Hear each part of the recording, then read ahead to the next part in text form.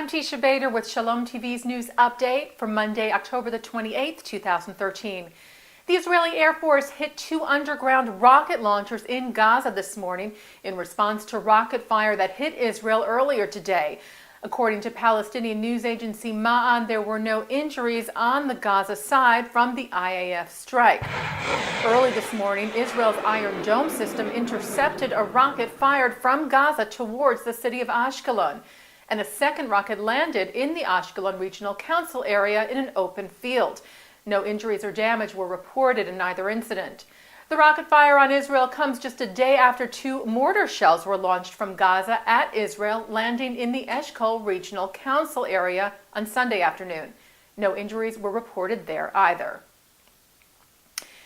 Yesterday, Israel announced the names of the Palestinian terrorists that are being released by Israel tomorrow night as part of the ongoing peace negotiations.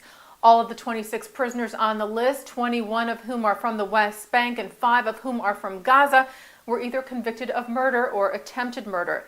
The families of the terror victims in Israel have continually called on the Israeli government to halt the release and have criticized the government for the political situation which led to the decision.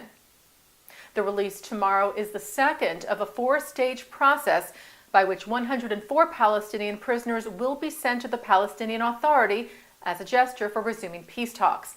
A statement released today by the Prime Minister's office said it should be emphasized that any prisoner who resumes hostile activity will be returned to serve the remainder of his sentence.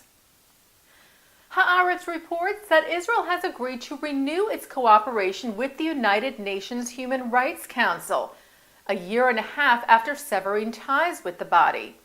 Haaretz said Israeli Prime Minister Benjamin Netanyahu made the decision to renew the ties in light of pressure from the American and German governments. According to an Israeli official, in recent weeks, Israel has been approached by the U.S. and Germany, as well as several other countries, including Australia, Canada, Spain, and France, with requests that Israel participate in an upcoming periodical hearing on human rights in Geneva. The issue was apparently also raised during a meeting between Israeli Prime Minister Netanyahu and United Nations Secretary General Ban Ki-moon several weeks ago in New York. Haaretz also said that Israel had conducted negotiations with several countries in order to outline an agreement that would allow it to return to the UNHRC and take part in the upcoming hearing. Israel's Deputy Foreign Minister Zev Elkin, who was appointed by Netanyahu to oversee the negotiations, had listed Israel's demands for such an agreement, and reportedly most were met. One demand, which the report called a diplomatic victory for Israel, was the limitation of the use of the Council's charter that says that any conference on human rights would hold a separate discussion of human rights in Israel and the West Bank. Israel is the only nation subject to such a stipulation. The second was the commitment from the other Western nations to nominate Israel for full membership in the group of states in the UN Human Rights Council known as WEOG, the Western Europe and Others Group. Today, Israel is not a member of any of the regional groups within the Human Rights Council, which makes it difficult for Israel to garner support for various diplomatic endeavors. According to the agreement, the vote on Israel's full membership is to take place next month. Israel had severed ties with the UNHRC back in March of 2012 after the UN body appointed a fact-finding mission on how Israel's West Bank settlements affect Palestinians. 5 Jewish residents of Sydney, Australia were assaulted Friday night in what is being called an anti-Semitic attack. The attack occurred in Bondi Beach, which is a suburb of Sydney, when 4 men who were wearing kippot and a woman who were reportedly on their way home from synagogue were attacked by a group of men and teenagers who also shouted anti-Semitic slurs at them. The victims suffered a variety of injuries, including 2 who sustained a concussion. Employees of a nearby hotel came to the aid of the victims, restraining the attackers. Communications Minister Malcolm Turnbull of Australia was quoted by the Australians as telling the 9 Network News following the attack that violence of this kind, and in particular racist violence, anti-Semitic violence, is completely unacceptable in our society.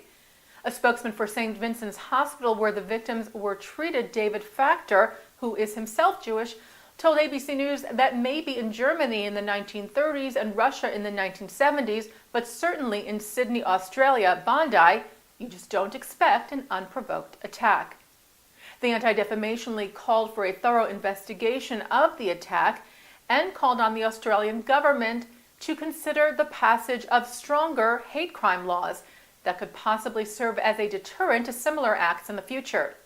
ADL National Director Abe Foxman said it is unconscionable and shocking that a group of visibly identifiable Jews was singled out for a vicious gang-style assault as they were returning home from services on Friday night in Sydney.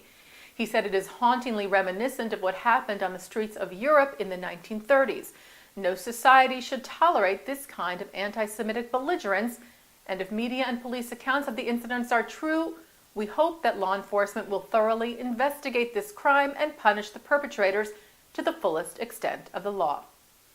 The American Jewish Committee released their 2013 survey of American Jewish opinion today, which addressed a range of issues, including the current peace talks between Israel and the Palestinians and the threat of a nuclear Iran.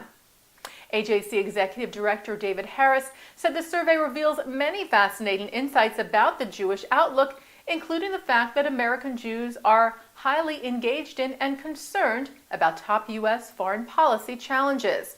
Harris said our survey shows that they are particularly worried about Iran's drive for nuclear weapons capacity, and despite all the reports of a decline in American Jewish enthusiasm for Israel, Harris said over 3/4 of the respondents believe that caring about Israel is a key component of Jewish identity. The survey of over 1,000 American Jews showed that most were distrustful of the ultimate goals of the Palestinians in the peace process, but also showed support for a two-state solution. 75% agreed and 24% disagreed with the statement that the goal of the Arabs is not a peaceful two-state solution, but the destruction of Israel. But 50% were in favor of the establishment of a Palestinian state, with 47% opposed. The survey also showed, as in previous AJC surveys, that the state of Israel is a major factor in American Jewish identity, with a majority 70% agreeing and 30% disagreeing with the statement that caring about Israel is a very important part of being a Jew. And regarding Iran, concern over the threat of a nuclear Iran was still strong but slightly lower than last year, as was support for military action. 84% of those asked were concerned about Iran obtaining a nuclear weapon, slightly down from last year, which was at 91%, and 52% said that if diplomacy and sanctions fail with Iran, they would support military action by the U.S., with 67% saying they would support military action by Israel. Those numbers are slightly down from last year, when 64% supported U.S. military action and 73% supported action by Israel.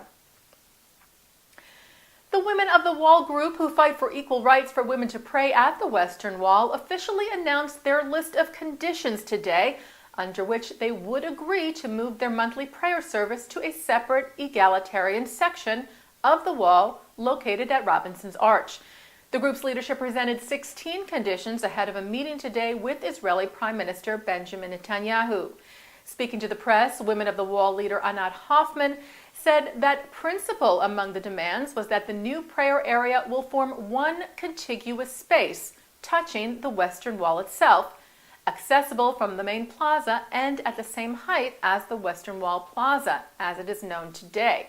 She said, however, that the women's group was willing to be flexible on the height of the prayer area, as Robinson's Arch is significantly lower than the Western Wall main prayer area. Hoffman also said it was imperative that the prayer area be open 24 hours a day, 7 days a week, and that the area will not be administered by the Western Wall Heritage Foundation, which is made mostly up of ultra-Orthodox men, but rather by a separate body made up of people who are sympathetic to pluralist prayer. At the end of the day, we're not at war right now in Syria, and for the majority of Americans, that's a good thing. And finally, tonight on Shalom TV, journalist and author Jeffrey Goldberg discusses Israel and the threat from Iran tonight at 8 p.m. And then journalist and author Dan Raviv joins Mark Golub on L'Chaim at 9 p.m. to talk about Israel's intelligence agency, the Mossad. That's tonight here on Shalom TV and ShalomTV.com. And that's Shalom TV's news update for Monday, October the 28th, 2013. I'm Teisha Bader.